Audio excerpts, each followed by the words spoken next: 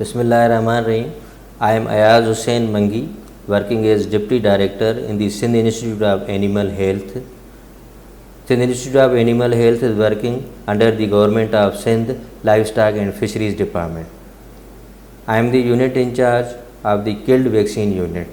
We are manufacturing inactivated killed vaccines, viral vaccines, monovalent, bivalent and trivalent, and we are manufacturing in the aqua-based, oil-based and oil-based pillars.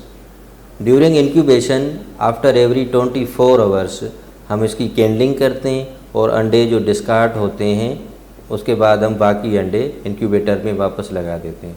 Incubation period ख़त्म होने के बाद उसको हम chilling purpose के लिए refrigerator या deep freezer में अंडों को रख देते हैं। उसके बाद हार्वेस्टिंग का प्रोसेस हम करते हैं। एक्टिवेशन के बाद एलेंटॉयड फ्लूइड को रेफ्रिजरेटर पे 4 to 8 टेम्परेचर पे रखा जाता है।